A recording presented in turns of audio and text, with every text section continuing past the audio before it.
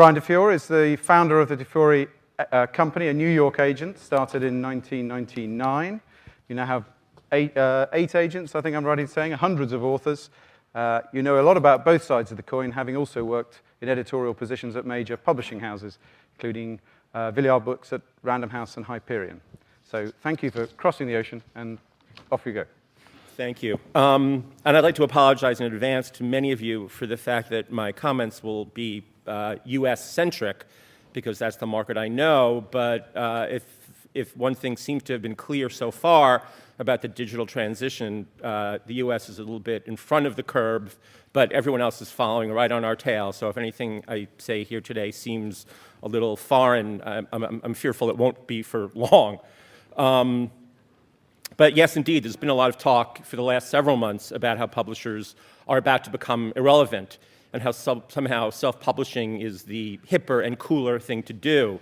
I mean, if you pay attention to the media that covers the publishing industry, much less to the community of writers and publishing media that chats on Twitter, you'd think that no author anymore is interested in being published by the likes of Random House or HarperCollins. You can even get a sense of this by the lingo that self-publishing is now being called indie publishing, and big houses are called legacy publishing. So you're either hip and young and indie, or else you're an old legacy dinosaur. Now, I don't think there are many successful authors yet who feel that way, and I don't think there are many agents who feel that way. But the simple fact that this is the buzz these days, I think, is really troublesome and problematic for the industry. And there are a lot of agents out there, too, of course, who are fearful that the business model that they've worked toward can be ruined by this. You know, if the buzz is, if you don't get a huge offer from a publishing house, you're better off self-publishing and therefore avoiding paying a commission.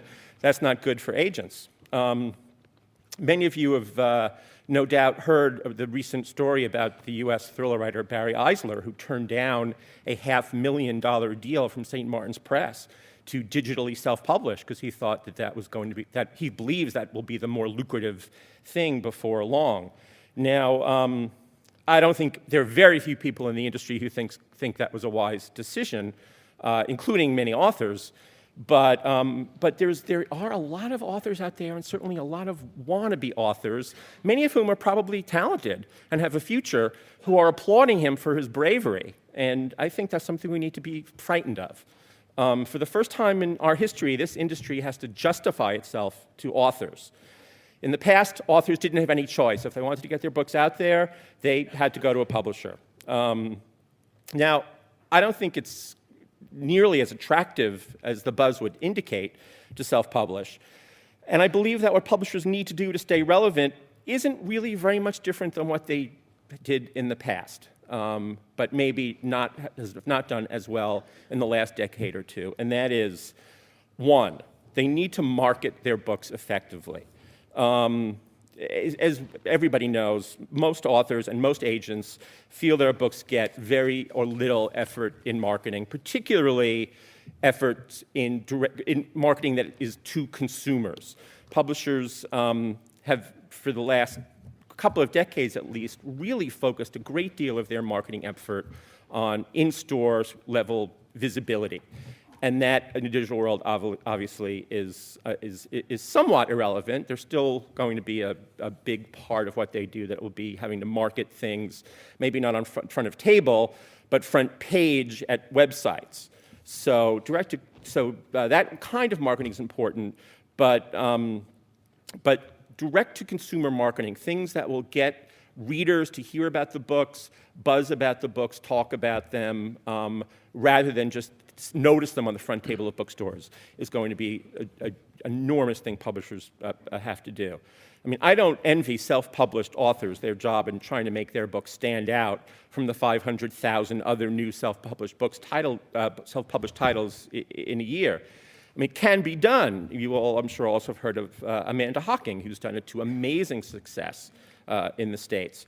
But anyone who thinks word of mouth can ignite without enormous 7-day-a-week effort to fan those flames is really deluding themselves. It's a huge job. And a dedicated marketing staff at a publishing company must be able to do it better. than they've been doing, and they certainly can do it better than any individual author can. The second thing they need to do is to curate the best content. I fear that part of the reason publishers have gotten such a bad buzz over the last several years is that for many of them, their acquisition strategy has turned more in favor of the author's platform or ability to bring in readers than it is to write a book that people will want to read and talk about. And we all know why that happened. It's only the authors with that guaranteed platform that are guaranteed the front tables at national retail accounts. And therefore, with that real distribution, the publishers know they'll have a certain number of copies in their first printing. But authors with the biggest platform often don't write the best books.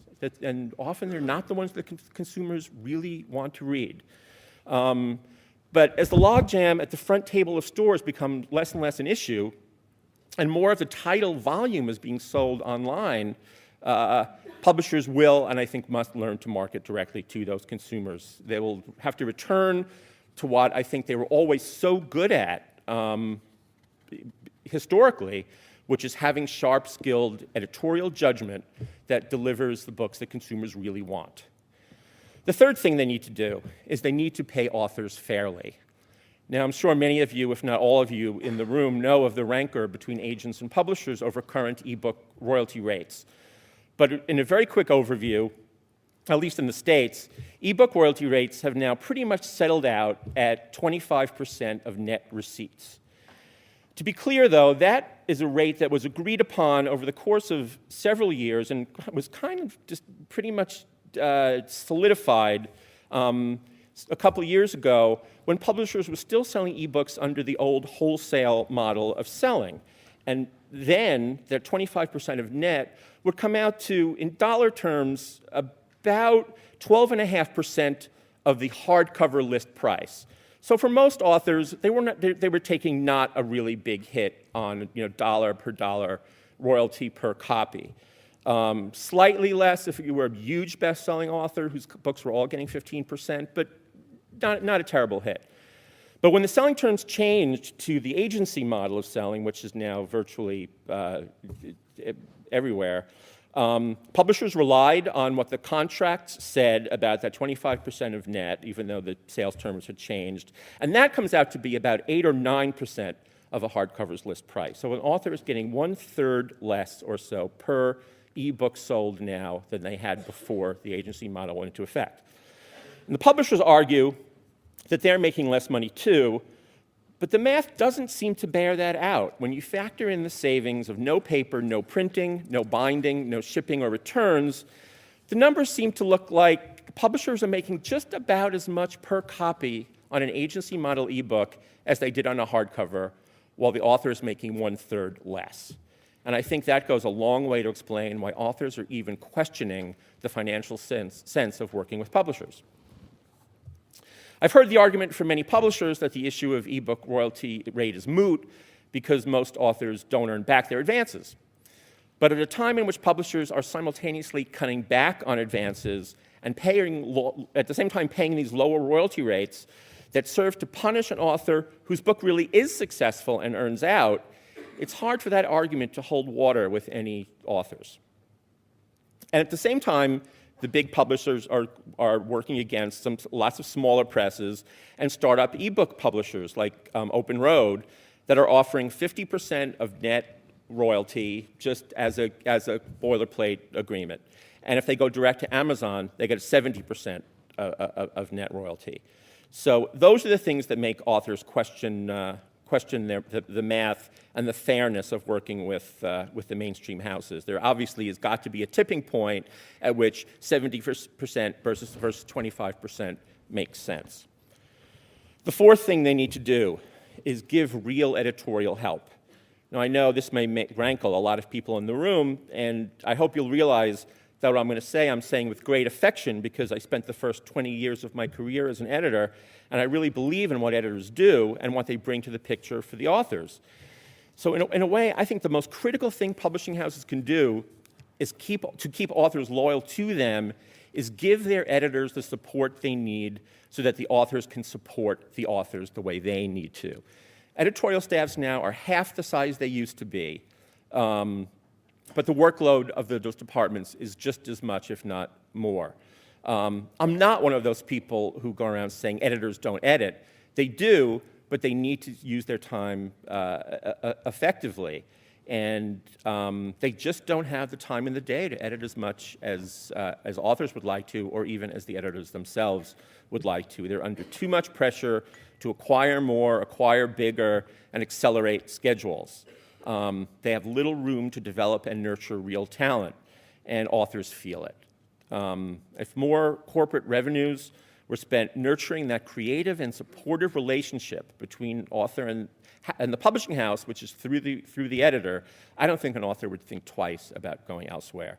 So I think those are the four things, and I think they are exactly what publishers did for decades, and I think, unfortunately, perhaps wandered away from a little bit in the last 20 or 25 years of chain bookstore world. You know, edit, market, pay authors fairly, and choose good books.